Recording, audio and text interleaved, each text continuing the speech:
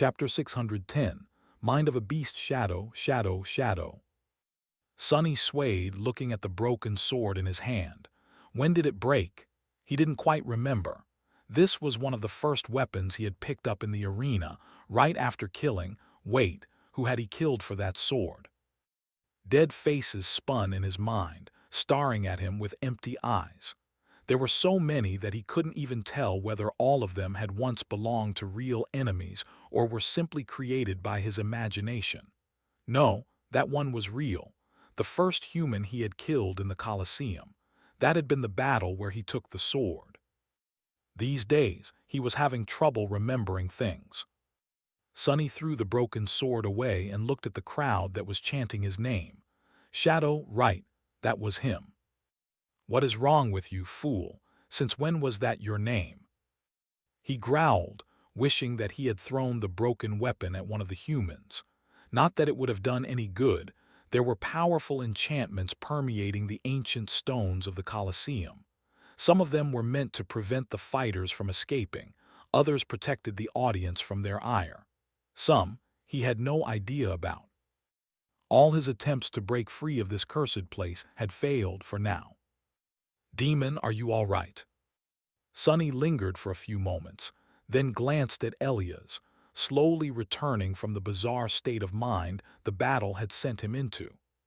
The young man was looking at him with a strange expression on his face, a bit of apprehension hiding deep in his light blue eyes.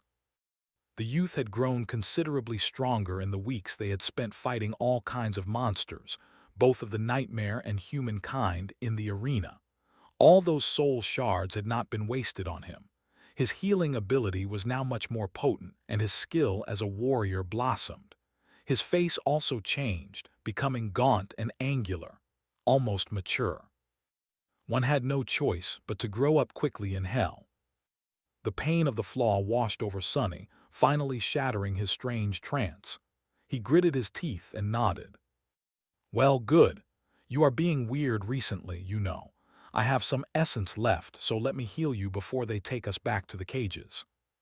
Sonny allowed the youth to approach and activate his aspect ability, staring at the warmonger they had just killed. This one was a bit of a challenge. The bastard had almost taken one of his arms off. The slavers they fought were growing stronger lately. Something is wrong. Sonny was not thinking about the warmongers. He was thinking about his own state. At the start of all this, he had been in very bad shape. Day after day, he had fought in the arena, receiving terrible wounds and being beaten down, time after time, just to claw his way to survival somehow, and be thrown back into the cage. At first, he had kept his spirits high despite all the horror of his situation. He kept thinking and studying his surrounding, searching for a way to escape. He still had hope. But after a while, when nothing had worked, the weight of pain, torment, and hopelessness had grown heavier and heavier, and then heavier still. A seed of despair had taken root in his soul, and once there, it grew uncontrollably, threatening to break him into pieces. Sonny had not broken, but he had to search for a way to survive in the arena without losing pieces of his flesh each time, to bide his time until an opportunity to escape presented itself. He had found that way in Shadow Dance. The idea had been kept in the depths of his mind for a long time, but only now, faced with this soul-crushing despair, had Sonny summoned it into the light. He had decided to try and expand the purview of his battle style to include not only shadowing humans, but also nightmare creatures. The result was a resounding success. Armed with a demon's body, Sonny had found it surprisingly easy to peer into the very essence of how the mad abominations carried themselves in battle, how they used their monstrous bodies and vile abilities to tear, ravage, and obliterate everything in their path. And then he had stolen it. He had claws, too. He had fangs and horns, too. He had plenty of hatred and cruelty burning in his heart, too. Not that having a demon's body mattered in the end. It was the willingness to shift the way he thought that was needed. Why couldn't he learn how to ravage, rip apart, and obliterate from these creatures? He had done exactly that, and slowly, his performance in the arena started to improve. Being able to shadow the nightmare creatures not only enhanced his battle style, but also made them more predictable and thus less dangerous. Of course, the task had not been easy. In fact, understanding how the corrupted fought and what impulses guided them was, in a sense, much harder than deciphering even the most sophisticated battle style. Their minds were perverted, bizarre, and alien to everything he had ever known. And yet he had nothing else to do but practice, as if his life depended on it, because it quite literally did. And eventually, his efforts bore fruit. Sonny couldn't quite remember when he had made a breakthrough, but at some point, he found himself being able to understand the nightmare creatures much better. From that point onward, his mastery of shadow dance, which had been stagnating since the Dreamscape tournament, finally started advancing once again, and with frightening speed. Now, Sonny was able to use shadow dance to assume the shape and form of all his enemies, at least in his mind, and thus know how they were going to try and destroy him. By knowing that, he had been able to anticipate and kill them first instead, one after another, day after day, week after week. And here he was, barely remembering who he was. As Elias healed his wounds, Sonny stared at the dead warmonger, his scowl growing deeper and deeper. Am I becoming a nightmare creature? The thought sent a cold shiver running down his spine. How did one become corrupted, anyway? Some time later, back in the cage, Sonny stared into the darkness, scared. This was not a danger he had anticipated.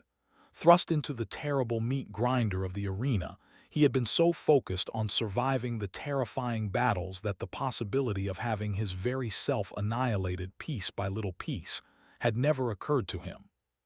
What exactly was happening to him? Sonny stared at the unbreakable bars of his cage and shuddered. Damn, I really need to get out of here. But how? He had been trying to escape all this time, with not even a hint of a chance. The damned collar around his neck made sure that he would never be able to leave the Colosseum. His black eyes narrowed. No, I have to hold on just a little longer. This madness is not going to last forever. It simply couldn't. Half of the cages in the dungeon were already empty, their inhabitants slaughtered on the red stones of the arena. The warmongers were slowly running out of slaves to kill. And when their number decreased too much, with only the most ferocious and deadly monsters left, something was bound to happen. Wasn't it? A cold feeling of despair drowned his mind. But what if it doesn't? After a while, shrouded in darkness, Elias suddenly spoke, addressing Sonny in his usual one-sided manner. In the past weeks, the young awakened had developed a habit of sometimes speaking to his demonic partner, even though the frightening creature could not respond with anything more than an occasional nod, a shake of the head, or an indifferent shrug. Talking to Shadow was not much of a conversation, but perhaps this was one of the few things that were keeping him sane. Sonny could understand why the youth had to do that, since his own inability to talk was one of the things that were driving him mad, that was robbing him of even more of his humanity. Hey, demon, do you think it's true about the wooden sword? Sonny stared at the young man, then shrugged. He had no opinion on that topic, since he didn't know what the wooden sword was. Elias sighed. Before the warmongers captured us, I had heard of their cruel trials. Everyone back home has, really. The horrors of the Red Colosseum is something every parent tells their children to make them behave. He grew silent and then continued after some time, his voice even. But they also say that there is a way to escape this terrible place. If one is brave enough, if they are righteous enough, then they would eventually be given a wooden sword and earn the right to fight for their freedom. Sonny shifted slightly, tilting his head. What a nice fairy tale. The poor kid was deceiving himself if he thought that the worshippers of war were going to just let them go. Bravery, righteousness, These concepts were alien to the insane zealots. Or rather, they understood it all differently. Sonny had spent enough time observing the warriors, or warmongers, as Elias called them, to understand that they were not evil people, or at least did not consider themselves as such. Their worldview was twisted and ruthlessly cruel, but more or less simple. They believed in struggle and glory. One had to struggle to achieve glory, and the struggle itself was the most glorious thing. That was why they were happy and joyful when watching their new favorite, Shadow, slaughter his way through the arena, no matter who or what he was killing, nightmare creatures or their own friends and family. Because dying while struggling against an overwhelming foe was the highest form of glory. Dying by his hand was a privilege and an expression of virtue. The only thing more righteous than being killed by a stronger enemy was to kill that enemy instead. In their mind, the warriors saw what they were doing to the slaves not as a cruel injustice, but as a benevolent gift. The slaves were not forced to slaughter each other for the entertainment of the crowd. Instead, they were generously given a chance to walk the path of righteousness and strive toward glory. That was why Sonny didn't think that any of the slaves would ever be allowed to walk free of the Colosseum. Doing so would be the greatest sin, a shameful offense that the warmongers, in their perverse benevolence, would never visit upon their prisoners. To them, that would have been the vilest form of cruelty. Damned lunatics. Sonny was not sure that all followers of War God were this bizarre. In fact, he was pretty certain that this murderous sect had been born here, in the Kingdom of Hope. The slavers he had met in the first nightmare worshipped the same God, but were nothing like these battle-sworn zealots. The Kingdom of Hope was a very strange place throughout, from what little he had gathered from Elias's words. Sonny now knew that he had been sent into a time period around 1,000 years after the destruction of the real kingdom by Sun God. Now, only the name remained. People inhabiting these lands did not even know who the demon of desire was, really, only that she had been punished by the gods and imprisoned in the ivory tower, and that their duty was to guard her prison.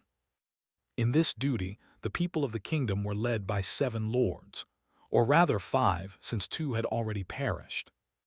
The ivory tower itself had not been separated from the rest of the isles yet, and remained at the center of the region, surrounded by a large city, the beautiful city of aerial bridges and white aqueducts that he had seen rebuild itself from ashes at the start of the nightmare. Elias's home. The Ivory City was populated by the followers of Sun God, and protected by 2 of the remaining 5 lords. The west of the region belonged to the second most populous faction of the Kingdom of Hope, the followers of War, and this was where Sonny had the misfortune to find himself. He had seen the statues of War God here and there in the arena, even though they did not resemble the one he had witnessed on the strange island that a circular river flowed through. These statues of the god of war, as well as of life, progress, technology, craft, intellect, and humanity, all depicted him as a mighty warrior in heavy armor, wielding a bloodied spear and a cracked shield. The warriors were also led by one of the lords, a beautiful priestess of war whose name was Solvin. The dazzling beauty was one of the rulers of the Kingdom of Hope. The followers of War God and Sun God seemed to be in conflict with each other, and so were the lords leading them. That was how Elias and his family had ended up captured and brought into the arena to serve as slaves fighting in the trials. The remaining 2 lords were neutral and of no consequence, since their factions were much smaller and wielded no real power. One resided far to the north, and the other somewhere in the east. Elias did not know much about them, and so Sonny didn't either. He just knew that the 5 lords were, without a doubt, the eternal shackles mentioned in the description of the undying chain. Immortal jailers created by Sun God to keep Hope imprisoned in her tower, chained, forever. What had once been a suspicion of his now turned into a certainty. There were just too many clues. some of which he had collected before venturing into the seed, and some that he had picked up from the young man's words. And maybe, just maybe, that knowledge could help him gain freedom. Wooden Sword fight for their freedom. Sonny shifted slightly, causing his cage to sway, and glanced at Elias. The youth was not in a talking mood anymore and just sat quietly, staring into the darkness. There was something, a hint of a meaning in what he had said. Sonny tried desperately to catch that meaning, but for some reason his thoughts kept returning to the statues of War God. He had seen two depictions of the fearsome deity in the Kingdom of Hope. One was a warrior in heavy armor, wielding a bloodied spear and a cracked shield, both, presumably, representing warfare and battle, and the other was a woman wearing nothing but a beast hide around her waist, holding a spear in one hand and a beating human heart in another. The spear representing her dominion over war, technology, and craft perhaps, the heart representing her connection to life and humanity. Why were these statues so different? Sonny was still exhausted after the furious battles of the past day, his thoughts slow and feverish, as they often were these days. Frustrated, he rubbed his face, then scratched at it with sharp claws, slicing the skin apart. The pain washed the fog shrouding his mind away, allowing him to think clearly for a few minutes. The altar of war. That was what Salvin had called the island where the primeval statue of the goddess of life stood. And that was the right word. This depiction of the deity seemed much more primal, bestial, ancient. The statue itself seemed incredibly ancient, too. Much older than the statues of the mighty warrior were. In fact, it seemed as ancient as the Red Colosseum itself, or perhaps even older. Old enough to have been created before the Kingdom of Hope was shattered and turned into the chain of floating islands by Sun God, as it was today, and would be thousands of years into the future. Why would Hope have a monument to one of the gods in her domain? Well, the idea itself was not that strange. Gods and demons had not been always at war, after all. In fact, the prince of the underworld had a shrine to the goddess of the black skis, Storm God, in his very tower, despite the fact that later she would become his mortal enemy. So that question was not important. The important thing was that Sonny couldn't stop thinking about the statue, for some reason. As ancient as the Red Colosseum itself. Suddenly, Sonny tilted his head. The white amphitheater and the arena it surrounded were the derelict of the true Kingdom of Hope, as well. He had realized that fact a while back, partially from how they looked, and partially from how deep and ancient some of the shadows hiding in the corners of the dungeon felt. In fact, Sonny suspected that the theater had not always been a battle arena. It reminded him of the giant quarry at the roots of the Hollow Mountains, where the 7 heroes of the Forgotten Shore had excavated stone to build the mighty walls of their city, and the Crimson Spire itself. Ivory City had to have been built out of something, too. So this place must have been a similar quarry once, and had served as the source of the white stones used to construct those aerial bridges and aqueducts. Later, it had been turned into a theater, and later still, the warmongers usurped that theater and made it into an arena, soaking the ancient stones with so much blood that they turned red. His black eyes narrowed. This is it, this must be it. All this time, Sonny had been tormented by one paradoxical question, a question that was of utmost importance for his attempts to gain freedom. If this was an era where the nightmare spell did not exist yet, then how could Solving put him on a leash capable of severing his connection to the spell? The collar was a simple piece of enchanted metal, with no lock or any other way of opening it. It was almost impossible to damage or destroy, but the enchantment itself was not very complicated. Sonny could feel that it wasn't. What it did, however, was tie him to the vast and incredibly powerful enchantments of the arena itself. Those enchantments were harnessed by the warmongers to maintain the cages, prevent the slaves from escaping by any means, mundane or magical, and ensure that they behaved while being transported to, and very rarely, back from the arena. His inability to connect to the spell almost seemed like a side effect of these measures. But what could even interfere with the spell, let alone accidentally? And now he felt as if he had found the answer. If the Red Colosseum was indeed not built by the warriors, but only usurped by them, then it was indeed very clear. Sorcery of another demon could. If the demon of desire was the original creator of the theater, then the enchantments left behind by her would probably do the job of messing with the spell weaved from the strings of fate by her older sibling. Sonny shifted, grasping the bars of the cage. Suddenly, a powerful emotion burst in his chest, filling his muscles with renewed strength and his mind with desperate resolve. Hope. It was hope. He didn't think of it as poison anymore. No, it was the opposite, a most powerful antidote. If the spell had been created by Weaver, and the enchantments interfering with it created by Hope, if all of this was the result of a clash between two types of demonic sorcery, then why couldn't he, as an inheritor of a demonic legacy, do something to resolve that clash? Sure, Sonny knew nothing about weaving magic, but he had also not known anything about combat once, or how to live and fight in a body of an actual demon. If there was one thing he was good at, it was learning new things. Well, that and lying. And staying alive. Staring at the ghastly dungeon surrounding him with new eyes, Sonny studied its ancient stone walls and frowned. So, how was one supposed to start learning sorcery? There were hours left until they were going to be taken to the arena again. Sonny stared at the walls of the dungeon intently, as though hoping to glean some secrets from the ancient stones.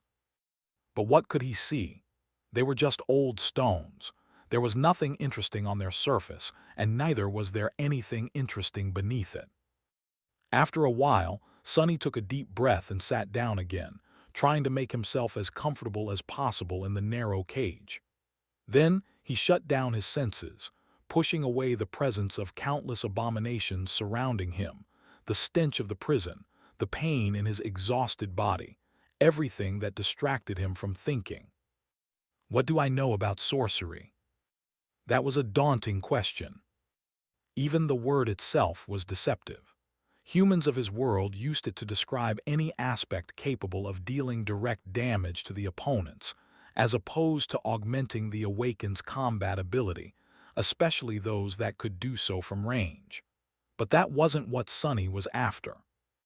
No, what he was interested in was not the type of abilities that existed within the familiar framework of supernatural powers, but the very means used to create that framework, or at least those that existed outside the realm of aspects.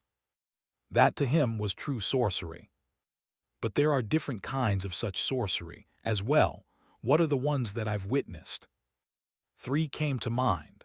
The first one he was familiar with the best, the spellweave, which he believed to be Weaver's own sorcery. The spell itself was created from it, as well as all the magical items that the spell gifted to the Awakened, memories and echoes.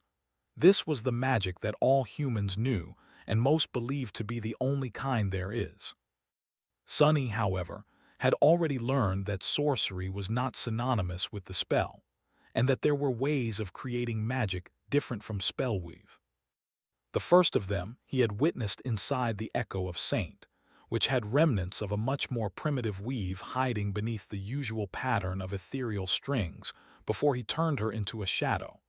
Later, he encountered the same type of alien weave within the walls of the Ebony Tower.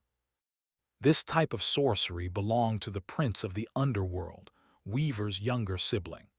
The similarity between them was hard not to notice, but Sonny didn't know which of the demons had copied which, whether Weaver perfected the sorcery created by their brother, or whether the youngest child of the unknown had based the method of his craft on the eldest's invention.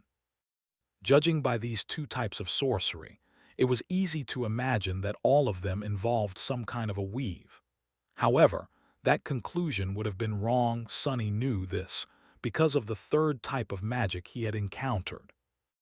The miraculous creation of Sun God, the obsidian knife he had taken from the white altar of the sanctuary of Noctis before leaving for the night temple, and was now resting, inaccessible, on the bottom of the covetous coffer. The black knife had no weave hiding beneath its surface. Instead, it was full of blinding radiance, as if encompassing a boundless ocean of soul essence, with a single string of fate placed into the pristine light as it folded on itself endlessly and formed a never-ending circle. That was the sorcery of Sun God, if a deific miracle could even be called sorcery. In any case, the obsidian knife, and later, the wooden one he had used to kill Solvin, proved that one didn't have to base their magic on a weave of some sort. This was just the unique way Weaver cast his, and their brother followed. So, Hope's sorcery might have been completely unique, too. Trapped in the iron cage, Sunny frowned. How was he supposed to search for something that could have looked like anything? Come to think of it, there was another type of sorcery that he had encountered, or rather, several different ones, all united by the same method of creation, runic magic. The first time he had seen it was underneath the ruined cathedral of the Dark City, in a small cell where a corpse wearing Weaver's mask had been chained within a broken circle. That circle was carved into the stone floor, surrounded by countless symbols that Sunny had not recognized. The gateway within the Crimson Spire was surrounded by a circle of runes, too, as well as the stone arch on the last level of the Ebony Tower, and the one connected to it, situated in the beautiful white gazebo on the Ivory Island. Another place where he had encountered sorcerous runes was the Night Temple. There, they had been either inscribed by someone from Clan Valor, or at least found and repurposed by them. So basically, he was familiar with three general types of creating sorcery. One was the spellweave, as well as a version of it used by the Prince of the Underworld. The other was the divine miracles of Sun God, which he couldn't even begin to understand. And the last one was based on the inscription of runes, and seemed to have been mostly used by humans here in the Kingdom of Hope, and on the neighboring Forgotten Shore. There was a small discrepancy, however. Why was the portal in the Ebony Tower created with runic magic instead of the primitive spellweave, like everything else in there? Was it, perhaps, because the connecting portal on the Ivory Island had been? The Prince of the Underworld had built the tower in the sky below long after Hope had built hers, after all. In fact, he had done so after his sister was already imprisoned, to harvest the divine flames that had destroyed her domain. It would have made sense for him to use runic magic to invade an already existing system of portals that had been based on it. So was Hope perhaps the source of runic magic, or at least a user of it? Sunny sighed, feeling spent and tired, then closed his eyes. He had to sleep at least a little, to allow his body and mind some rest before tomorrow's battles. Especially now that he had not only to survive them, but also do so while searching for any sign of hidden runes throughout the arena. A new day brought with it a new portion of pain, hardship, and despair. Sunny and Elias were dragged into the arena, the same ascended warmonger guiding them by the chains attached to the collars. Sunny stumbled forward, his gaze locked on the man's broad back. The jailer was incredibly tall for a human, his height more than even that of the shadow demon Sunny was currently inhabiting. His figure was solemn and powerful, a sense of terrifying strength radiating from it in almost physical waves. The Apostle of War wore the same ragged leather armor and a tattered red robe, his features hidden behind a deep hood. In all these weeks, Sunny had never seen his face or heard him speak. The great blade on the ascended warrior's back looked special, too. It was definitely enchanted with very powerful magic now that Sunny turned his thoughts to the nature of sorcery. He was silently studying the line of runes inscribed along the edge of the heavy weapon. Runic magic again. That made sense. How else were these ancient people supposed to enchant their weapons? It was not like they could rely on memories and spellweave. That said, magical weapons seemed to be much rarer in the Kingdom of Hope than in the waking world. Most of the awakened Sunny had fought in the arena wielded either mundane ones or those possessing weak, primitive enchantments. It was the far cry from the powerful memories he was used to, although Sunny did not know if that was the nature of this era, or just another sign of the ubiquitous regression that seemed to reign in what remained of the Kingdom of Hope. Everything here seemed devolved, worn out, and on the verge of falling apart. The whole region was obviously in decline, and had been for some time now. While studying the runes on the great blade, he also noticed that it had a few new nicks. The leather armor of the silent giant had more scratches than before as well. It seemed that the Ascended was participating in the battle in the arena himself. I guess I'll have to fight that monster too, eventually. Finally, a rusty iron gate appeared in front of them, blinding sunlight streaming through its bars. The rumbling voices of the crowd echoed from the stone walls, washing over him like a cursed tide.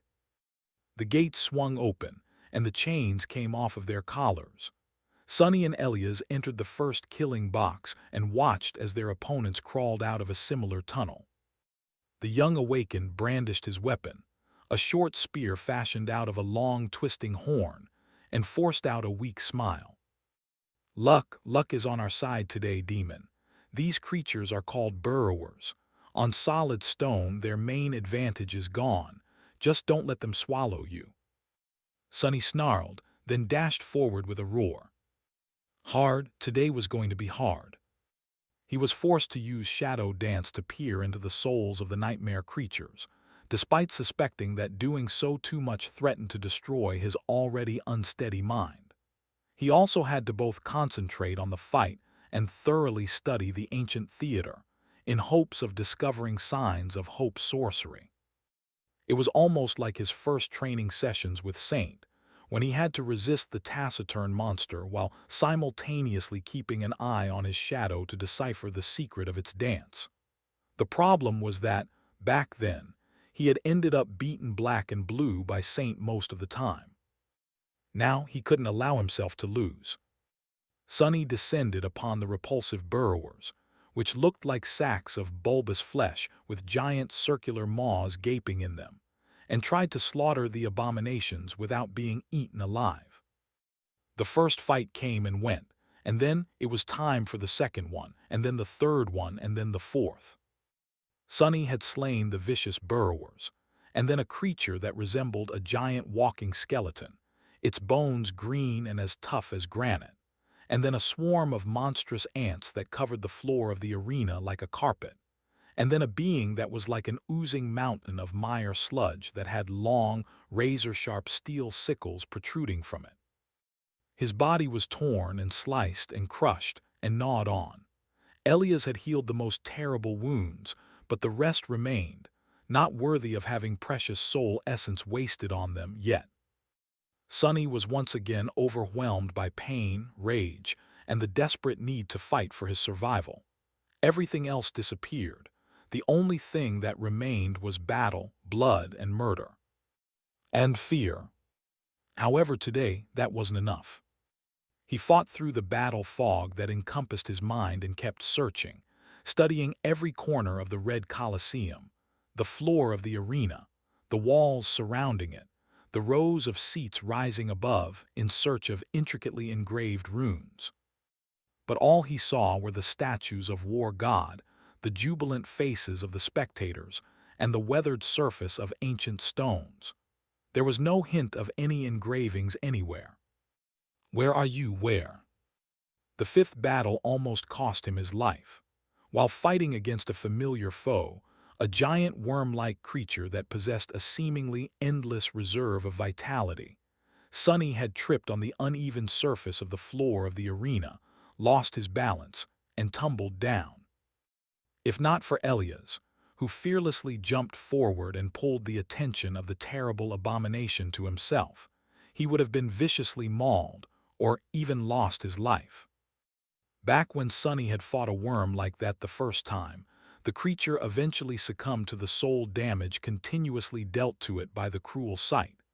Today, however, he had no deadly memory to help him, only his claws, his fangs, and his horns. In the end, Sonny had to literally rip the giant abomination to shreds. Only when its body was torn apart completely did the worm stop regenerating new flesh and recovering from all the wounds, and finally died. Exhausted, Sonny fell to his knees and breathed hoarsely, then threw a hateful glance at the crowd chanting his name. Finally, he lowered his head and glared at the wide groove in the red stone of the arena that had almost cost him his life. There were several grooves like that in some of the killing boxes, cutting through the floor of the Colosseum like broad channels meant for the rivers of blood to flow through them. Usually, he took note of their placement in advance to avoid losing his footing at a dire moment. But today, with his attention split between the battles and the need to study the arena, Sonny had failed in that regard. Damn thing, why couldn't they just make the arena flat? Well, the answer was obvious. All that blood had to go somewhere, and if not for these grooves, the whole Colosseum would have slowly turned into one giant crimson pool. He frowned. Wait, that doesn't make sense, though. Sonny lingered, noticing that the gate to the sixth box was already opening. The grooves were as ancient as the Red Colosseum itself, which meant that they had been here long before the warmongers started holding their demented trials here, long before the name Red Colosseum was even given to it, which meant that these grooves had been cut through the stone back when it had still been pristine white, and had no blood spilled on it. So, serving as channels that took away blood could not have been their purpose. Sonny's lightless eyes narrowed. Suddenly, he realized his mistake. All this time, he had been looking for the sorceress runes while expecting them to look like they had the previous times he encountered them, intricate, small, and numerous, arranged into shapes and patterns.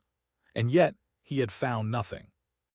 But in fact, the runes were right in front of him the whole time, or rather, beneath his feet.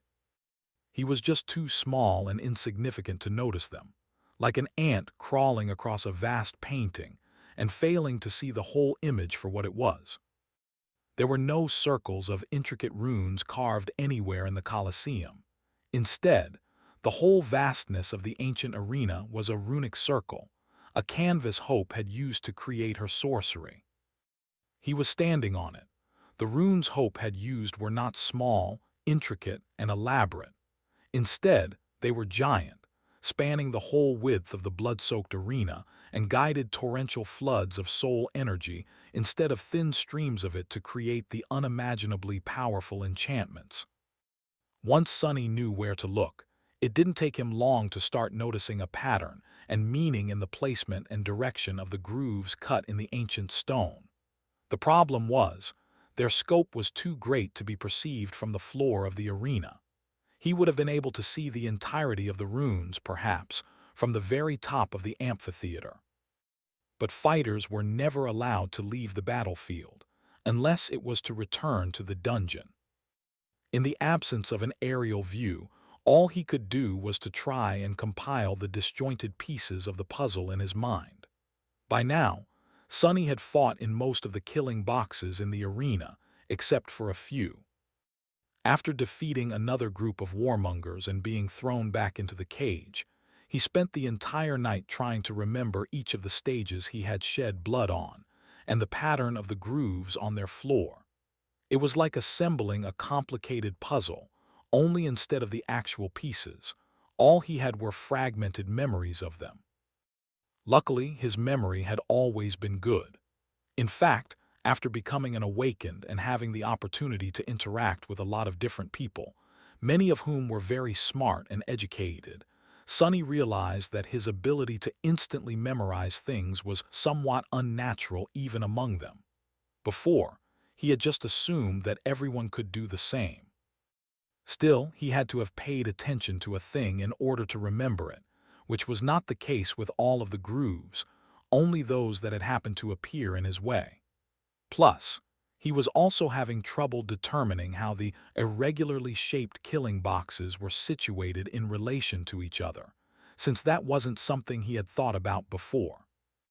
The task of creating a perfect three-dimensional replica of the entire arena in his mind was not an easy one.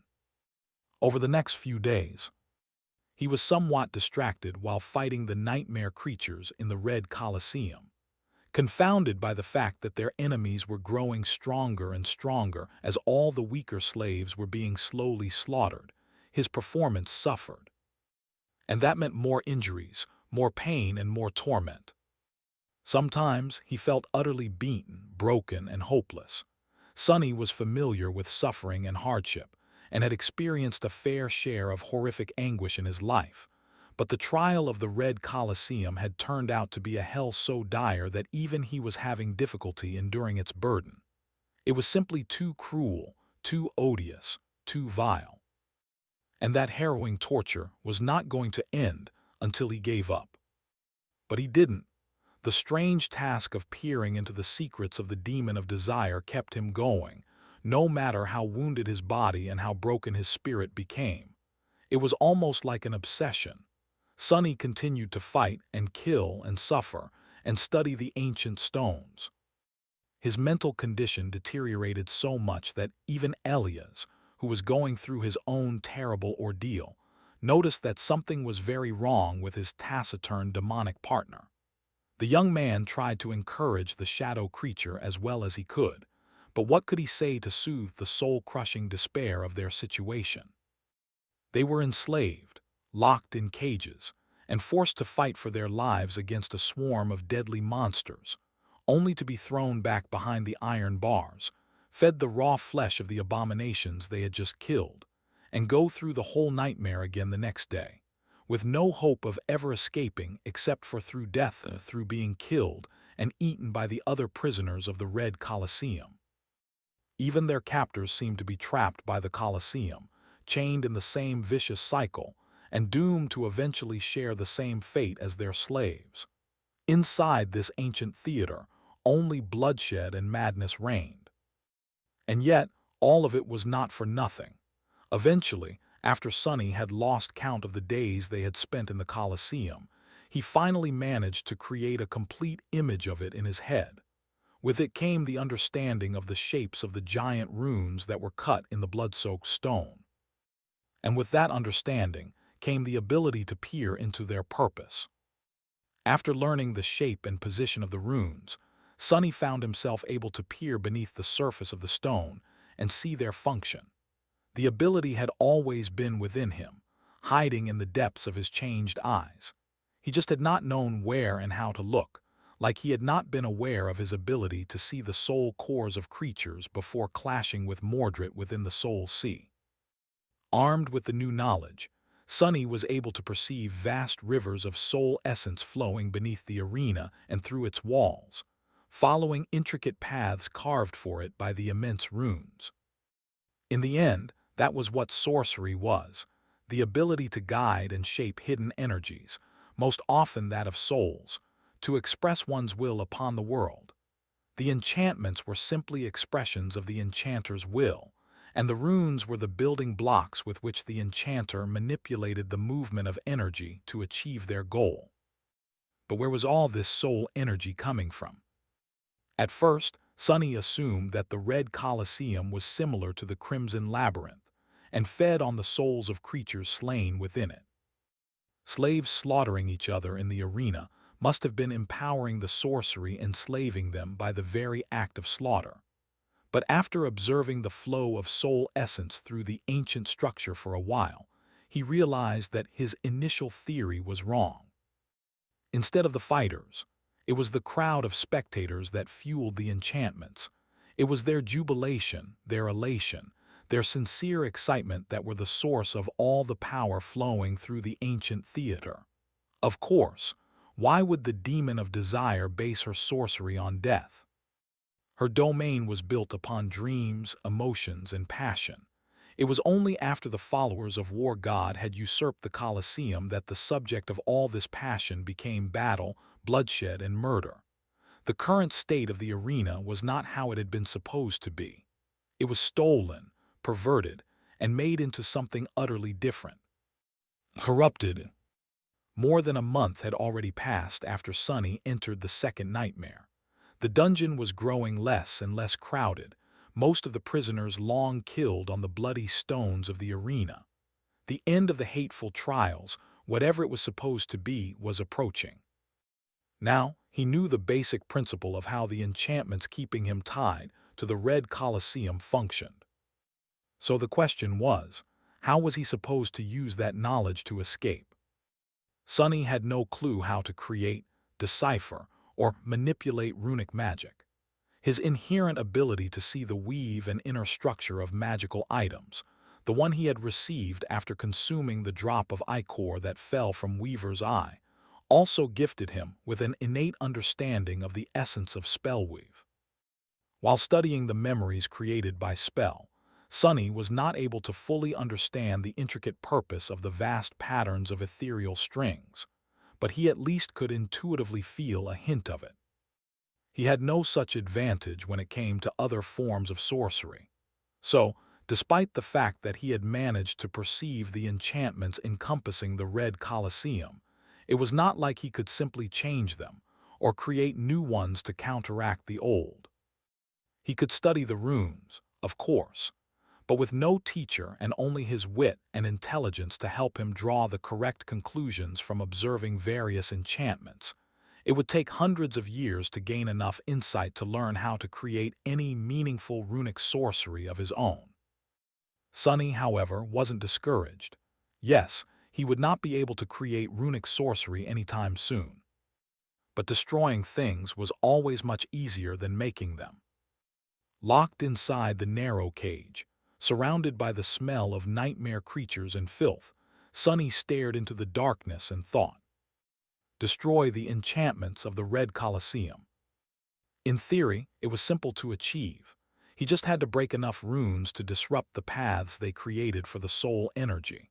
The problem with that, however, was that the runes Hope had used were giant and carved into nearly unbreakable stone. Sonny doubted that he would be able to do enough damage to the arena to cause its sorcery to fail. Causing a smaller and temporary disruption, however, was not entirely impossible. He felt that he would be able to achieve that much, at least, perhaps enough to free himself of the binding enchantment for a few seconds. Would several seconds of freedom be enough to escape this cursed place? It was going to have to be. As he waited in the darkness, a seed of a desperate plan started forming in his mind. At some point, Sonny straightened and sat cross-legged at the center of the cage, causing it to sway lightly.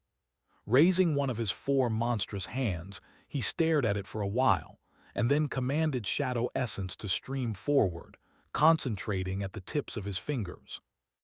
Ever since he had consumed Weaver's alabaster phalanx and acquired bone weave, the tactile sense of his fingers went through a strange metamorphosis. It was now much more nuanced, vibrant, and keen. Even though his hands were currently bestial and covered by thick calluses, this sensitivity remained. As shadow essence concentrated in the tips of his fingers, he felt a strange, ghostly tingling sensation. It was so real as to almost appear physical. Tentatively raising another hand, Sonny hesitated for a few moments, then pinched the air near one of his tingling fingers and tried to pull essence outward. To his surprise, it worked. In his mind's eye, a strand of darkness suddenly extended into the air, summoned by his hand. It didn't look like one of the radiant strings he was used to seeing inside memories, and neither did it look like the flowing liquid that essence was usually depicted as. Instead, the strand of shadow essence looked like a tenebrous fog, similar to the gray wisps that rose from Saint's armor when one of the shadows wrapped itself around her. It was insubstantial, ephemeral, and elusive, not at all like the sharp and beautiful strings that spellweave was created of. Sonny frowned slightly and pulled the fog with one hand while trying to get a hold of it with the other, wishing to draw it taut and thus more concentrated. However, this small movement instantly caused the strand to break, dissipate, and disappear, blown away by a gust of wind. This is going to take some time. Grim, Sunny continued to draw on his shadow essence and try to form it into a thin and durable string, emptying a small portion of his reserves with each failure. By the time morning came, he had not made any progress at all, and only managed to waste most of his essence in futile attempts. Fighting after wasting so much power was going to cost him a lot. Soon, the ascended jailer appeared from the darkness, chains rattling on his belt. Sunny glanced at the giant in a tattered red robe, and then closed his eyes for a moment. Doesn't matter, it doesn't matter. I'll be dead either way, but now at least there's a chance. He fought in the arena, killed the nightmare creatures, retrieved the soul shards to empower Elias, and then barely survived in the battle against the awakened warriors on the final stage. At night, he continued to experiment with shadow essence, trying to shape the elusive fog into something resembling an ethereal, resilient string. When his essence ran dry, he slept for a few minutes, and then woke up with a startle to start all over again. When the morning came, he fought. When the murdering was over and done with, hidden in the darkness, he tried to weave strings out of the effervescent fog. The idea itself seemed ridiculous, mad, and impossible. How could something so intangible become something strong, durable, and distinct? He sundered flesh and had his flesh sundered, then struggled to create something out of nothing, day after day, night after night. Time lost any meaning. Sunny had already been struggling to hold on, but now, drained by the lack of sleep, the constant pressure of trying to shape essence into a magical string, and the need to fight in the arena with his reserves half empty because of it, he was slowly sliding into the dark and bottomless abyss. And yet he persisted in his obsession, teaching his fingers to feel the smallest fluctuations of the fog, to guide and shape it, trying one approach after another, endlessly, without resting or giving up. And by the time his second month in the Red Colosseum was coming to the end, and most of the cages in the lightless dungeon hung empty, Sunny suddenly straightened, staring at his cut, trembling hands. Between them a single ethereal string hovered, black as night, thinner than a hair, and as sharp as a diamond blade. A low growl escaped from his mouth. "It's done. I've done it." Sunny remained motionless for a while, then shifted slightly, causing the chain of his cage to rattle. Attracted by the sound, Elias woke up from his restless sleep and stared into the darkness, a tired expression on his young face. "Demon, what happened?" In the next moment, he heard the sound of a heavy body slamming against the iron bars, and then another crash. His partner's cage swung widely, and at the highest point of its swing, a long arm suddenly shot from between the bars, claws scraping against metal as Sunny took hold of the youth's own gibbet. Elias flinched. "Was, what are you doing?" Sunny growled, trying to express his intention as best as he could.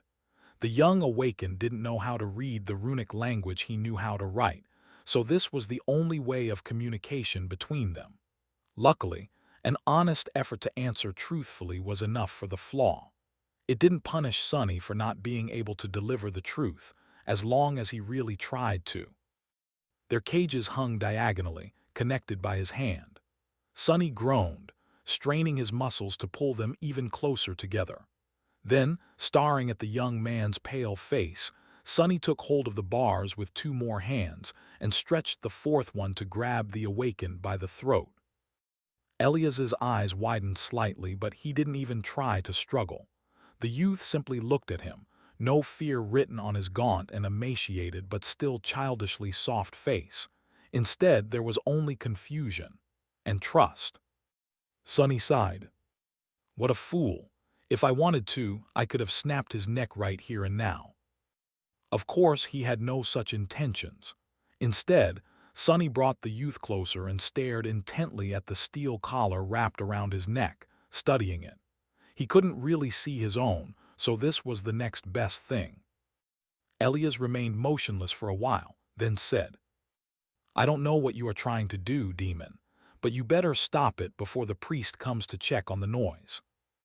Sonny scowled, then let go, causing their cages to swing away from each other. Elias was right. There were mere seconds left before the Ascended showed up, judging by how long it had taken the solemn giant to appear before. He was always somewhere near, ready to intervene in case the slaves misbehaved. Sonny had timed their jailer's reaction time in the past, so he knew that much. It didn't matter anyway. He had already seen all that he needed to see. The pattern of runes carved inside the collar and the stream of soul essence running through it. This was what he needed to disrupt. Sonny was going to have to work fast. Several days later, looking more like a corpse than a living being, he was laying at the bottom of the cage, looking at his hands. Between them, a complicated cradle of black strings was weaved together, forming a strange and hypnotic pattern. Sonny had advanced a lot in his ability to thread shadow strings and loop them between his fingers. Sadly, it was not without cost. The strings were ephemeral and unseen to anyone except him, which also meant that they could not interact with the material world. However, they could interact with his flesh, which was why two of his fingers were missing, each sliced away so cleanly that it seemed as though they had never existed. Even his phalanxes, reinforced by the evolved bone weave, had not offered the essence strings any resistance. All that remained were two bloody stumps. The rest of his fingers were cut and mangled, but still in place. Considering that there were 18 of them left, he still had more than a human would. Not that it diminished the pain he was constantly experiencing. It would have certainly been helpful to have a tool to work the black strings, instead of doing it with his bare hands, something like a needle perhaps. Coincidentally, he had one of those in his possession, a needle used by Weaver themselves, no less. But it was locked away in his soul sea, safely kept and utterly inaccessible inside the covetous coffer.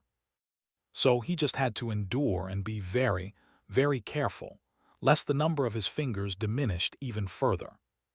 There was another problem, though. Sonny had inherited an intuitive understanding of the guiding principles of spellweave, but it was not like he really knew what to do. All he had was his memory of the spellweave patterns he had seen before, and a vague feeling of the purpose behind them. This was not enough to master sorcery, but it was at least a start. Each memory he had studied before had unique enchantments, so he couldn't draw parallels between them and extrapolate how their weaves produced the desired effects. There were magical qualities that all memories shared, however. The ability to be summoned and dismissed, the ability to repair themselves unless completely destroyed, and the connection to the owner's soul. Knowing these three ubiquitous traits, Sonny could, in theory, determine which parts of the weaves were the exact same across all memories, and thus were responsible for these effects. Then, he could try to recreate them. Each spellweave was incredibly complex, so recalling even a single pattern perfectly was a challenge, despite him having a very good memory. Sonny, however, had to recall not only many, but also do so with a sufficient degree of precision to be able to compare and find similarities between them. And then he had to somehow rebuild the repeating parts of those weaves, with nothing but his bare hands and shallow reserves of shadow essence. The task seemed nearly impossible. But fueled by obsession, resolve, and desperation, he had succeeded. And also failed. After thousands of attempts, Sonny was finally able to perfectly recreate one of the three patterns he had managed to isolate. But as soon as the pattern was complete, it instantly fell apart. No matter how many times he repeated the process, the result was the same. For some reason, the weave didn't hold. It wasn't able to sustain itself. Something was missing. Today, Sonny was going to perform another experiment, perhaps the last one. He was tired, drained, and terribly hurt. Whatever hope he had managed to find before in this blood-soaked hell was on the verge of running out. He was almost ready to give up. But not just yet. There was one other thing that all memories contained, not a part of the pattern of ethereal strings, but something different. A bright ember that served as the anchor and nexus for the strings, a point around which the whole pattern was structured. Memories of the first tier had one, and those of the higher tiers had several. After considering that fact, Sonny had brought something back from the arena today. A single soul shard that he had not given to Elias, instead keeping it for himself. The shard had belonged to a fearsome, awakened demon he killed earlier today, in one of the killing boxes of the Red Colosseum. Now, looking at the cat's cradle of ethereal black strings drawn between his fingers, he hesitated for a long time, and then carefully placed the gleaming crystal in its center. Then, holding his breath, Sonny slowly started connecting each of the strings to the shard, moving his fingers with extreme speed and nimbleness. Slowly, a black pattern started shaping around the bright ember, strangely not permeating a different object, but instead looping back on itself. And after something that felt like an eternity, with drops of blood rolling down his hands, Sonny finally let go of the strings and stared at the soul shard laying on his palm.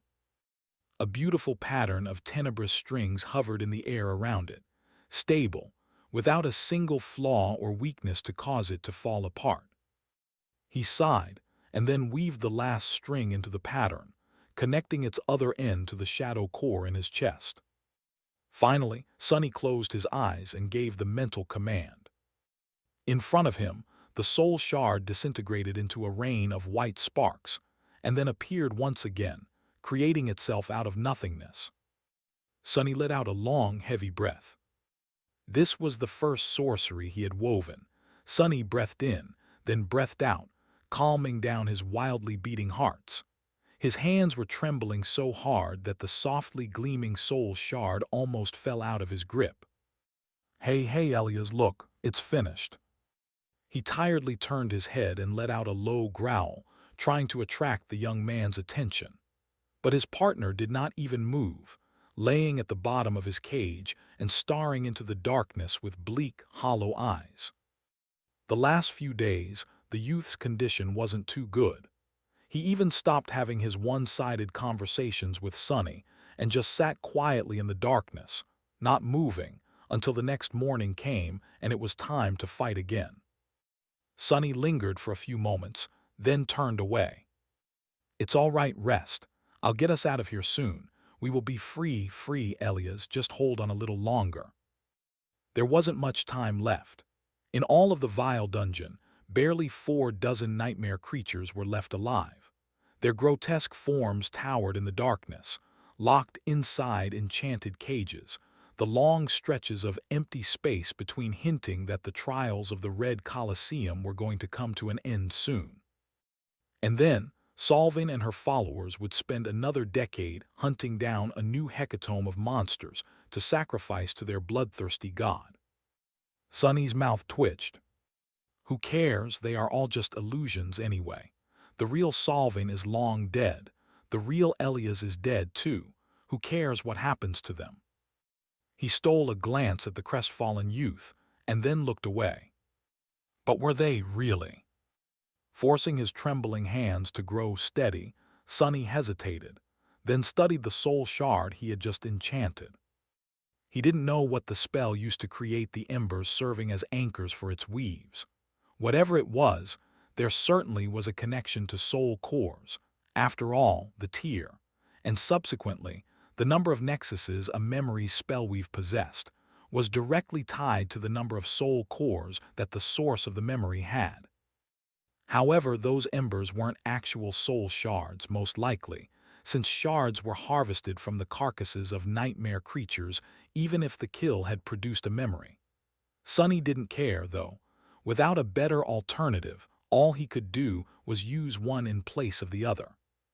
He steadied himself, looked upon his demonic figure through the eyes of the shadow, and then dismissed the soul shard once again. This time, however, Sonny did something strange. He willed the enchanted crystal to remain in an ambivalent state, not quite gone, but also not quite tangible. Then he reached into the weave of the black strings and slowly untangled it, breaking the loops and allowing the ends of the tenebrous threads to float free. And finally, after that was done, he started to weave the whole pattern, including the ethereal soul shard, into the cold steel of his collar. Slowly but surely, he integrated the spellweave into the band wrapped around his neck, submerging it into the flowing stream of soul essence. The task was tenuous, perplexing, and intricate, but it wasn't too complicated. The pattern was already made, and all he had to do was to connect it to a new vessel. After a while, he was finished. The soul shard disappeared from his hands and from the material world entirely. Instead, it was now burning beneath the surface of the collar, the black strings extending from it and spreading through the steel. Now, the collar looked almost like a memory, and even its nexus was almost undistinguishable from the embers Sonny had seen before. Of course, there was a second enchantment inside of it, this one much more complex and elaborate, crafted from ethereal runes. It was all a proper mess, just like he wanted it to be. Sonny held his breath and then tried to dismiss the collar. The band of metal around his neck shimmered and suddenly turned extremely cold. Inside, two energies clashed with each other, both enchantments momentarily failing. He felt a sudden shift, a sudden change in the air, and inside of him, as though a long-forgotten part of his being had awakened from a long slumber. Full of fear and excitement, Sonny did something that he had done countless times before, but never knew to value. 1. He summoned the runes. Familiar symbols appeared in the air in front of him, their sight as sweet as honey. Name sunless. True name lost from light. Rank awakened. 2. Sonny turned away from the runes and peered into the collar, observing the battle of the two enchantments within. Simultaneously, he grabbed the steel with two of his hands and threw all his monstrous strength into trying to pull it apart.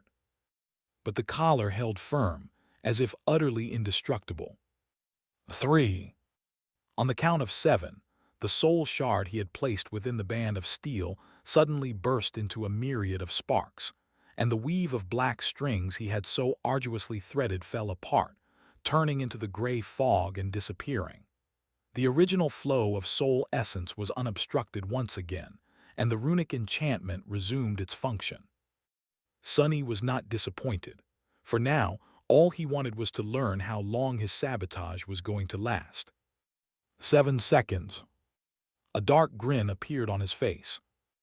7 seconds will be more than enough.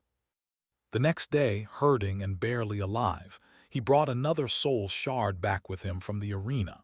Tonight was going to be the night of their escape. Sonny wasn't sure that he would be able to endure any longer. If he had any chance to break free, he had to take it now. The plan was long finalized in his mind, and even though he was frightened to put it in motion, there was no other way. As Elias fell on the bottom of his cage and closed his eyes, too tired to eat the disgusting raw meat thrown to them by the ascended warrior, Sonny concentrated on weaving a new enchantment.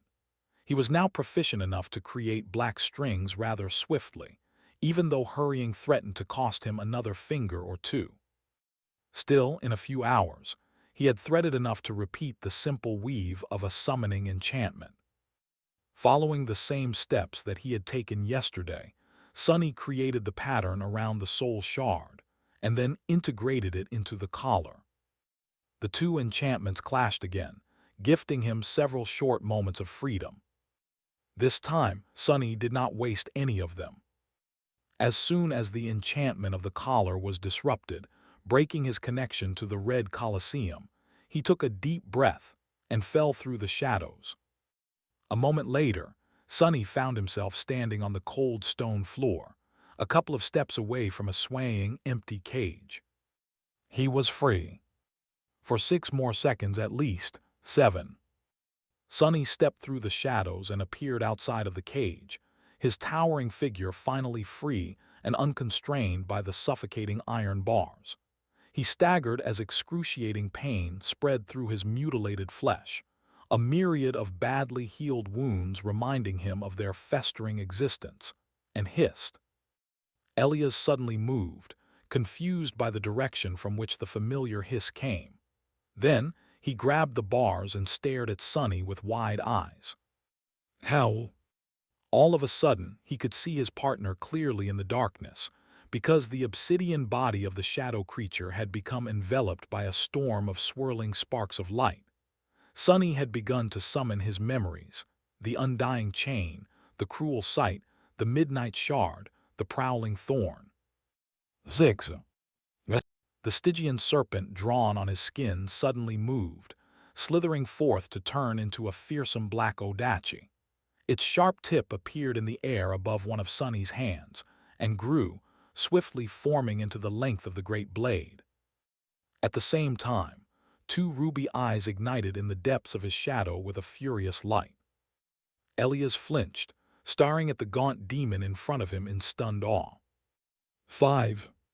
Saint stepped out of the darkness, her graceful figure as black as the onyx, her posture straight and indomitable. Her hands were empty, devoid for now of any weapon. Sonny stared at his shadow with grim joy and then bared his fangs, greeting her. He wasn't sure, but he thought that he noticed a slight change to the set of the taciturn knight's shoulders. Had she missed him too? 4. The hilt of the soul serpent fell into his hand, the length of the Odachi considerably increased to account for his towering height. Sonny didn't hesitate and threw the great blade to Saint, who caught it calmly and weighed the weapon in her hand, the hue of her ruby eyes suddenly growing a little brighter. It almost seemed like the shadow was excited. Sonny glanced into the depths of the dungeon, where dozens of mighty nightmare creatures still remained locked in cages, waiting for their turn to be slaughtered in the arena. Then he turned to Saint 3 and said, kill them all." She tilted her head, sparing him a short look, and then wordlessly disappeared into the darkness, the black blade of the soul serpent raised to deliver the first killing blow. 2. A moment later, something whistled through the air, and a bestial scream thundered in the silence of the nightmarish dungeon. Sonny wasn't paying attention, though. The plan was already in motion, and his efforts were required somewhere else. The familiar voice whispered into his ear, making him shiver. "You have slain." Oh, how he longed to hear it once more. "Your shadow grows stronger." In one of Sonny's hands, a somber short sword appeared, weaved out of tenebrous fog. 1. In another, a stalwart Takai manifested itself. Sonny gripped the hilt of the midnight shard with both of his upper hands, leaving the cruel sight in one of the lower ones. The undying chain finally finished appearing from a whirlwind of white sparks, covering his body with a carapace of bleak steel. Its shape changed to accommodate Sonny's monstrous body, new plates of perfectly fitted armor encompassing his digitigrade legs, his 4 arms, and even his long tail, a sharp metal spike protruding from the tip of it. His gauntlets ended in vicious steel claws, and his helmet had 2 holes at the top for his curved horns to fit through. Instead of a gaunt creature with a terribly mangled body, a fearsome steel Goliath now stood amid the empty cages, jagged horns crowning the featureless steel plane of his face. 0.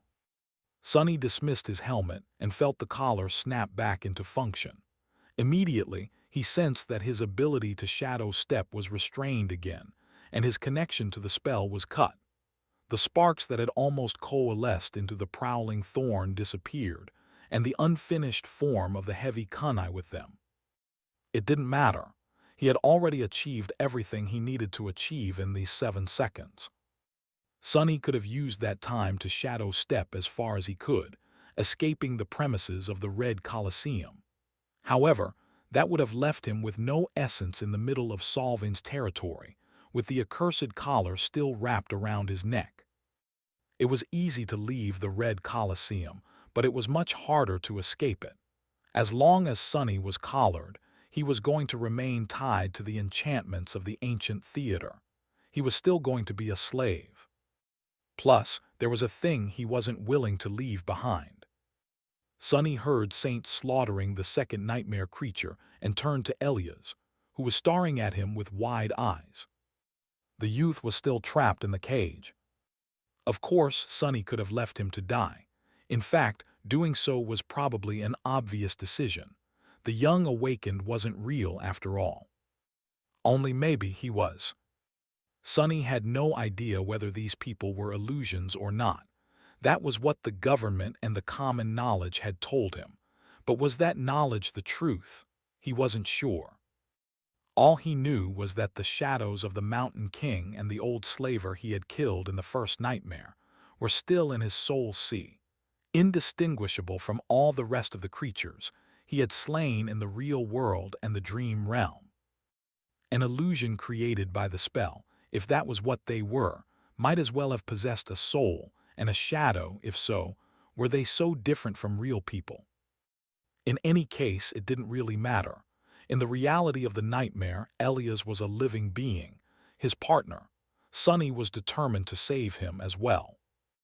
The two of them were fated to die in the arena. Well, fate could go screw itself.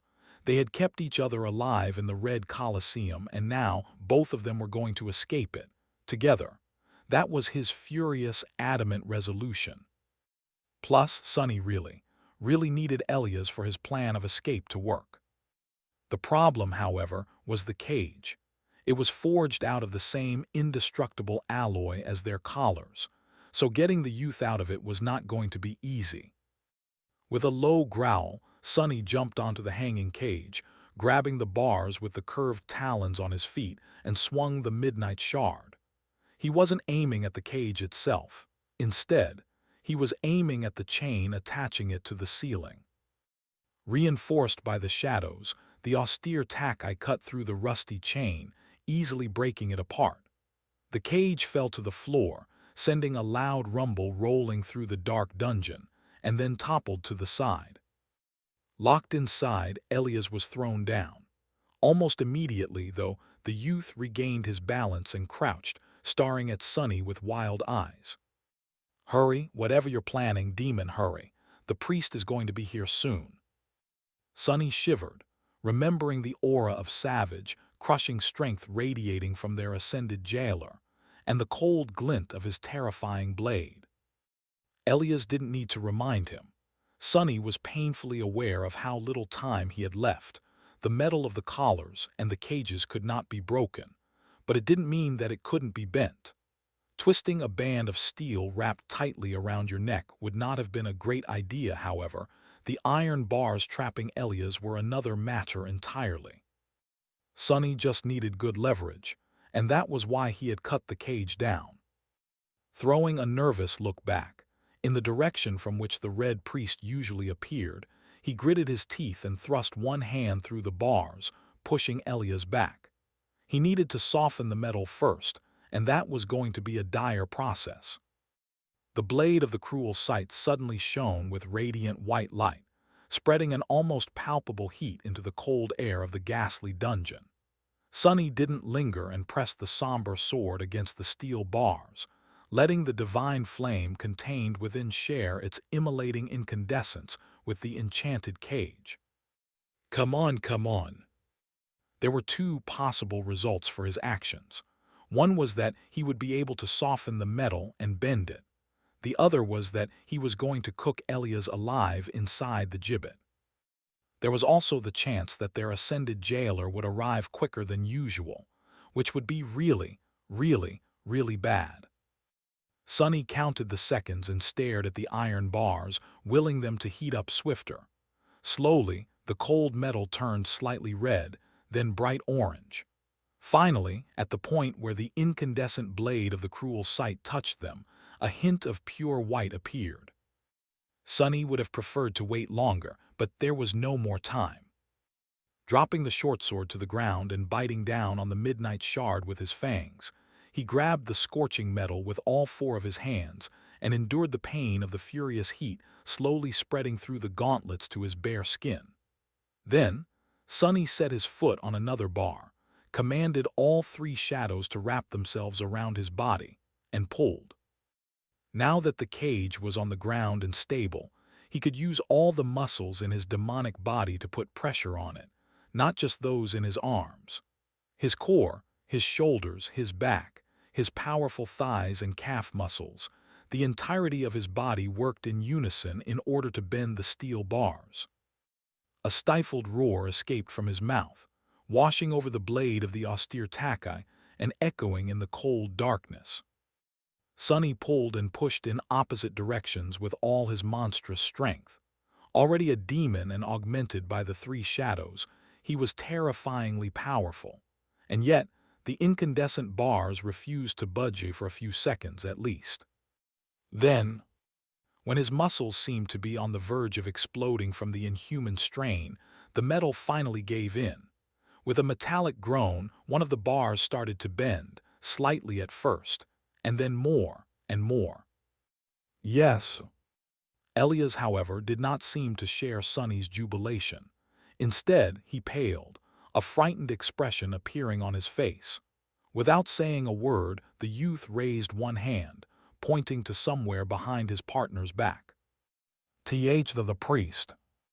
And just then, Sonny felt a mighty shadow flying toward him from the edges of his shadow sense, growing closer and closer with harrowing speed. Damnation! The Ascended arrived a few seconds earlier than he should have. Without turning around, Sonny pulled on the incandescent bar one last time, creating enough distance between it and the next one for the youth to squeeze through. Then he reached inside the cage, grabbed the young awakened, and roughly pulled him through the narrow breach. He already could hear the heavy steps behind him. Crab, crab, crab. Elias stared into the darkness with eyes full of fear. Demon Baha'i. Without letting him finish, Sonny forcefully pushed the youth away, then swiftly turned around, grabbing the cruel sight from the ground and catching the hilt of the midnight shard. The warrior in a tattered red robe and worn leather armor was already upon him, the terrifying heavy blade cutting through the air with unthinkable speed. Sonny moved his weapons forward, trying to block the obliterating blow. But his exhausted, wounded body seemed to have finally betrayed him. He swayed, missing the timing by a split second. It looked like the tiniest of mistakes. But one mistake was all it took. His luck had run out. The great blade of the mighty Ascended slid past Sonny's defenses and hit him right in the neck. The sharp metal sliced through his tough skin, his muscles, and his spine, emerging in a fountain of blood from the other side. Sonny felt terrifying pain spread through his whole being, and then the world suddenly spun.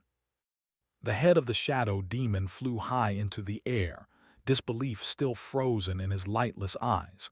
It was as though it was screaming, as though it was trying to say something, to share a fatal revelation that had come a few moments too late. That there was no escape. No escape except through death. Elias staggered, a stunned expression contorting his soft, youthful face. Demon, you. In front of him, the legs of the decapitated demon buckled, and his towering body, still clad in bleak steel, fell heavily to its knees. Just like that, his partner was gone. His partner's nightmare was over. The young man froze for a moment, then turned to the indifferent murderer, sorrow and wrath mixing in his hollow, tired, light blue eyes. You I'll kill. The priest of war remained silent, disinterested in the rambling of the young slave. He turned to Elias and made a step forward, raising the monstrous blade once again. It was all over. Or perhaps not, because at that moment the decapitated body suddenly stirred and attacked the indifferent slaughterer, the radiant blade of the cruel sight entering the man's abdomen while the tip of the midnight shard pierced his chest. At the same time, the tail of the dead demon shot over his shoulder, penetrating one of the red priest's eyes with the long steel spike. Laying on the filthy stones a few meters away, Sonny's head observed it all with a terribly pained expression. Hurts crap, dying really, really hurts. Yes, having your head separated from your body was not the most pleasant of experiences. In fact, it was probably one of the worst. However, Sonny really needed that to have happened. This was the only method to get rid of the unbreakable slave collar he had managed to come up with. He had even considered chopping his head off himself, but came to the conclusion that his own strength was not going to be enough to overcome the durability of bone weave. So he had decided to try and use the might of an ascended apostle of war instead. Death, indeed, was the only escape. In front of him, a river of blood flowed from the body of the taciturn master. The Red Priest had lowered his guard, thinking that the shadow demon was dead, and received not one but 3 whole fatal wounds as the result. Honestly, he should have been more careful. The dead were often the most troublesome of enemies, after all. As the body in the tattered red robe slowly toppled and fell to the ground, the headless body of the demon raised one hand, hooked a claw beneath the slave collar, and tore it off its severed neck. The band of metal rang as it hit the floor. Sonny was not dead, of course, thanks to the undying enchantment of his transcendent armor. For as long as it was active, he would remain alive and even in control of his body. This was the good part. The bad part was that the enchantment was devouring his essence with an inconceivable speed, and in the next few seconds, when his reserves ran completely dry, Sonny was really going to die. Before that happened, the headless demon took a few unsteady steps forward, nonchalantly picked up its head, and awkwardly placed it on his neck. Then, he approached Elias and fell to his knees in front of the petrified youth. "See, come on, fool, I don't have much time." Due to the fact that his mouth wasn't currently connected to his lungs, Sonny couldn't even growl to pull the young awakened out of his stupor. Luckily, Elias shook it off himself, flinching and throwing his hands into the air to place them on both sides of Sonny's mutilated neck. "Oh Lord, oh gods, oh Lord, hold on, demon."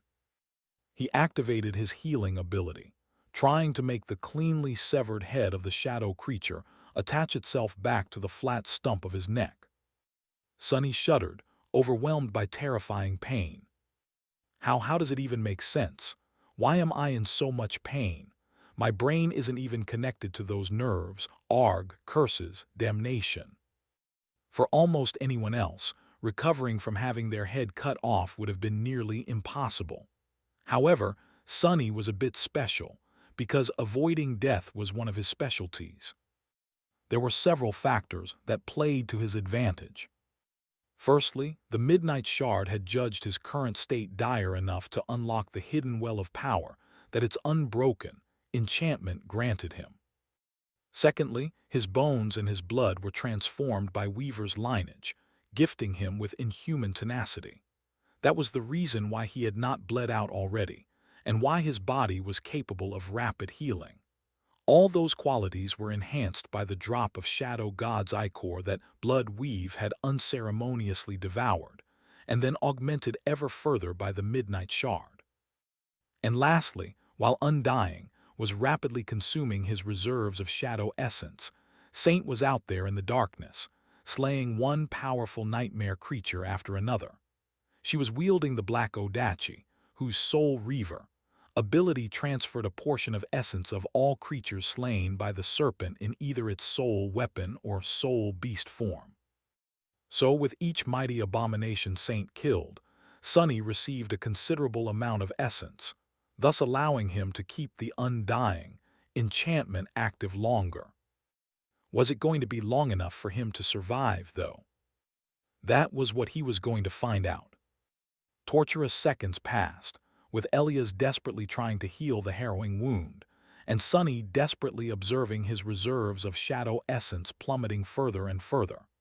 The rate with which the undying chain was eating through his essence was much faster than the rate with which Saint and Serpent replenished it.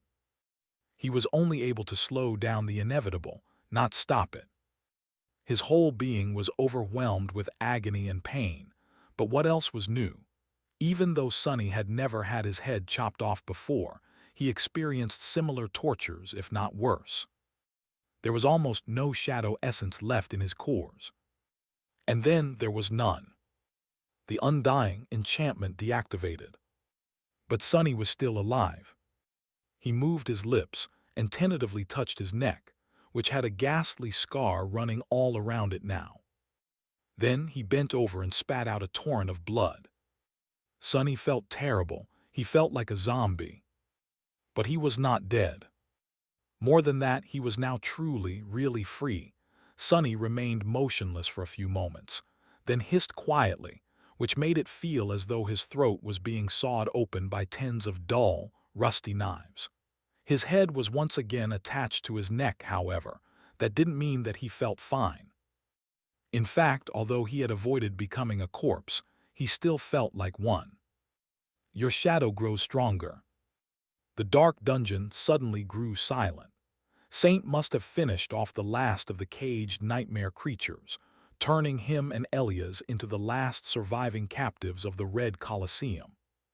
No matter what happened from now on, the ghastly trials were over, finished before time by her hand. Sonny sensed a bit of shadow essence pour into his cores, replenishing the empty reserves a little, and scowled. That wasn't much. The young Awaken had wasted all of his essence while healing Sonny, as well. The two of them were not going to survive if they had to fight a prolonged battle. So they needed to flee the Colosseum swiftly, and before the rest of the warmongers noticed their escape. Gritting his teeth, Sonny staggered and rose to his feet, then threw a somber glance at Elias, who was staring at him with wide eyes. The youth still had a collar wrapped around his neck. However, there was not much Sonny could do about that right now. It was not like he could behead the young Awaken, too. Hopefully, his strength alone was going to be enough to deliver them both away from this cursed place. Now that he was connected to the spell and had access to all of his power, there were a lot of things that could be done. The damned zealots were going to regret ever capturing him. Elias opened his mouth, then asked in a shaking voice, "Demon, how are you still alive?" Sonny tilted his head, grimaced, and decided to not move his neck too much in the future. Then he gestured at the breastplate of the undying chain. The young Awakened frowned. Your armor, it's a relic. Wait, where did you even get this fearsome armor, and all these magical weapons?" Sonny sighed, then nodded and pointed at his chest again. Elias blinked a couple of times. "What do you mean? They were inside of you all along. Why have you not used them in the arena then?" One of the demon's hands rose and pointed at the collar that now lay harmlessly on the filthy stones. The youth frowned. "Oh, I see. The war god's binding must have hidden you from the sight of the Lord of Shadows and robbed you of his blessings. But then—" Sonny sighed and pressed a finger against his lips, commanding Elias to be quiet. At the same time, Saint appeared from the darkness, drops of fetid black blood still dripping from the blade of the great Odachi.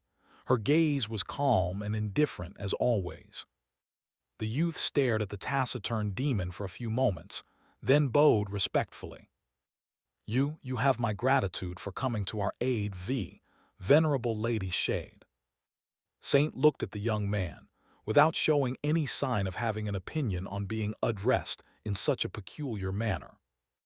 Poor fool must be thinking that she is another shadow creature that came to rescue her me, that is.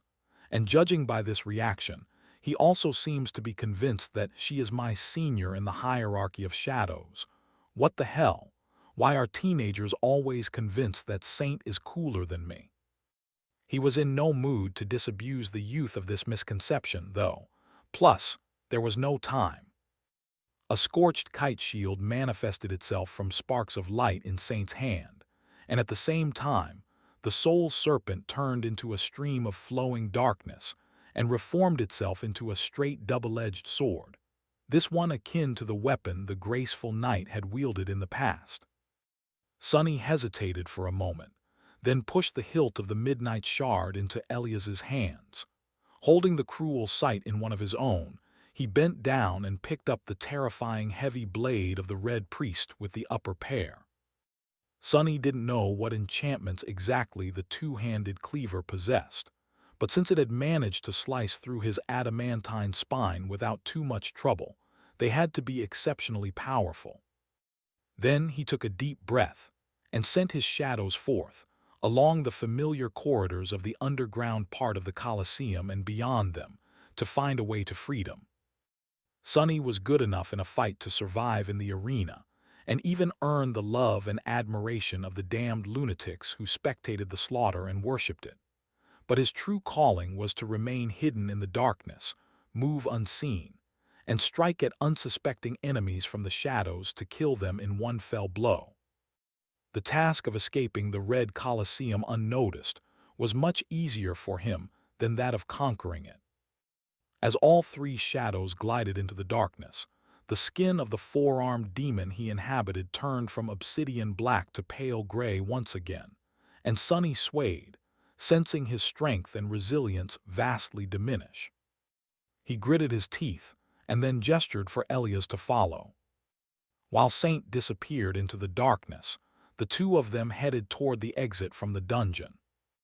They walked through the silent corridors, sensing the cold wind blow past, washing the stench of the dungeon off their aching bodies. Since it was night and the battles were not supposed to continue until the morning, the Colosseum was mostly empty, devoid of the jubilant crowds that filled it during the day. Here and there, Sonny and Elias still encountered the warmongers, those who, perhaps, had duties to maintain, clean, and prepare the arena for the next day's slaughter. However, everyone they saw had already met Saint. Following in the wake of the taciturn demon, the two of them found only corpses. The followers of war had been killed ruthlessly and noiselessly, each requiring just one strike. With each death, Sonny's reserves of essence were replenished a bit more, but more importantly than that, the path to freedom was clear. Finally, after something that felt like an eternity, Sonny found his three shadows waiting silently before a small wooden door. He lingered for a second and then pushed it open. In front of him, there was a vast green meadow, and beyond it, nothing but boundless, vast, starlit sky. The dawn was approaching, which meant that they didn't have a lot of time left. Sonny and Elias had to leave the cursed island of the Red Colosseum before the night ended, and the crowds of war god worshippers arrived to spectate the sacrificial slaughter on the blood-soaked arena. Once they were elsewhere, pursuing them would become much harder, not only because the ancient magic of the demon of desire would remain far behind them, but also because the warmongers would have to split their forces to search all the neighboring isles. The further the two of them escaped, the wider net their pursuers would have to throw. By then, the zealots would have to deal with the crushing, as well. Sonny wasn't familiar with the western reaches of the Chained Isles, which belonged to the followers of war, since he had never traveled in this direction before. They could try to escape northeast, toward the Hollow Mountains and the Night Temple, but that region was unfamiliar to him as well. Directly to the east, a long distance away, lay the Ivory City where Elias hailed from and the Prison of Hope. However, the eastern direction would be where the pursuers were most likely to concentrate their search, since running toward the domain of their enemies, the Sun God's people, would have been the safest choice. After hesitating for a few seconds, Sonny pulled the young awakened toward the southern edge of the Red Island. If they journey southeast, they would eventually reach the ruined fortress. Well, it might not have been ruined yet, where he had once welcomed Effie and Kai.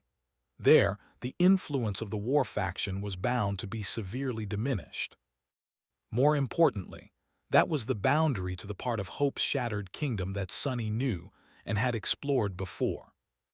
Before the start of the nightmare, he and the other members of the cohort had agreed to travel to the Iron Hand Island should they be separated.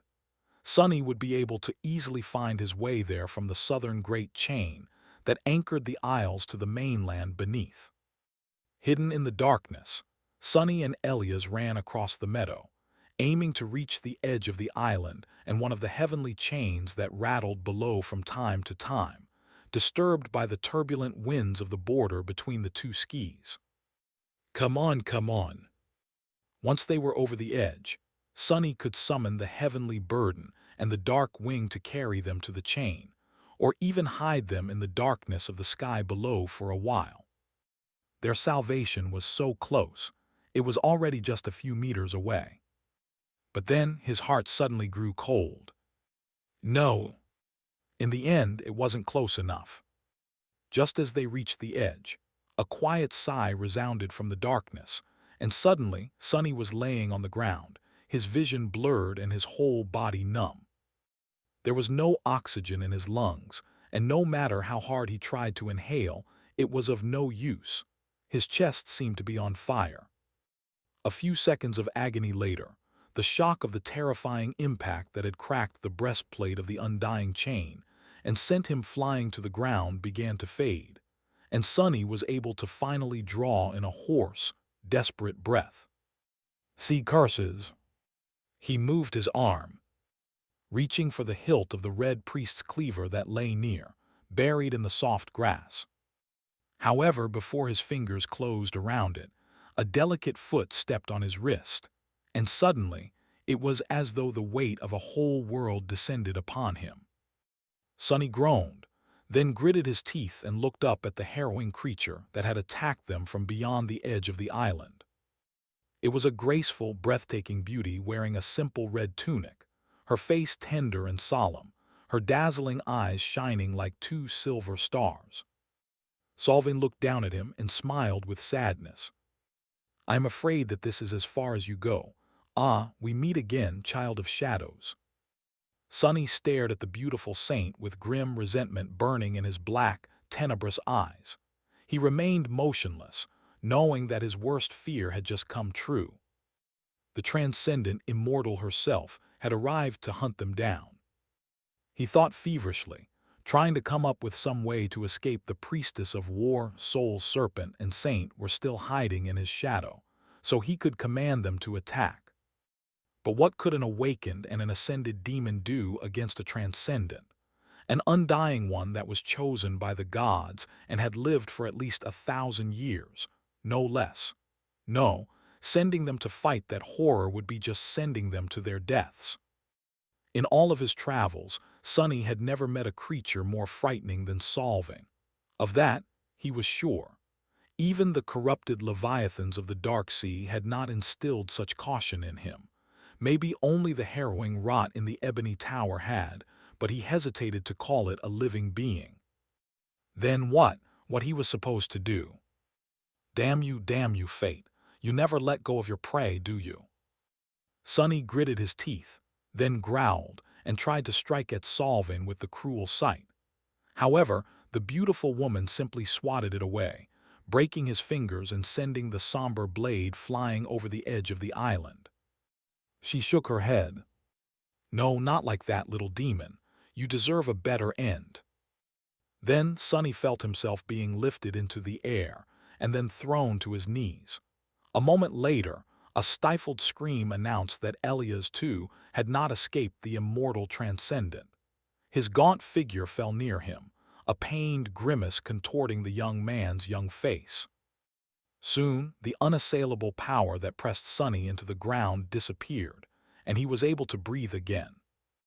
Looking up, he saw Solving standing in front of them, her silken skin caressed by the gentle starlight. She looked at them with an inexplicable expression, her long chestnut hair dancing softly in the wind. "There has to be something I can do, think. The transcendent priestess smiled, the world itself growing brighter from her mesmerizing smile. "Ah, the trials of life are over. I congratulate you, champions. Although some of your foes were vanquished under the cover of darkness instead of in the bright light of day, under the gaze of the gods, you have defeated them nevertheless. You have even slain one of my blessed. Thank you. Thank you for giving that which I was unable to. You have my gratitude." "Both of you." Sunny stared at the beautiful saint, frozen in place. Despite all the hatred he harbored against the monstrous priestess, despite how much he wanted to pay her back 100-fold for all the suffering she had caused him, he couldn't help but forget his anger and be enchanted by her beauty. Solvin was just too splendid, too lovely, her eyes were too lustrous, her smile too charming, her soft lips too alluring. This woman was created to be worshipped, for men to wage wars in hope of earning the right to stand by her side. Snap out of it, idiot. Have you not seen beautiful things before? Beautiful things are always the deadliest. Sonny bit his lip, allowing his sharp fangs to pierce it. Pain sobered him up somewhat. Beside him, Elias was staring at Solvin with grim eyes. Strangely, the young man did not seem to be affected by her transcendent beauty at all. It was understandable. After all, his whole family had been slaughtered by the followers and on the orders of the dazzling priestess. Meanwhile, something appeared in Solvin's hands.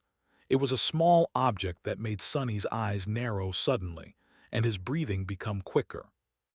The saint sighed and stretched her hand forward, a simple knife carved out of a single piece of wood laying on her open palm.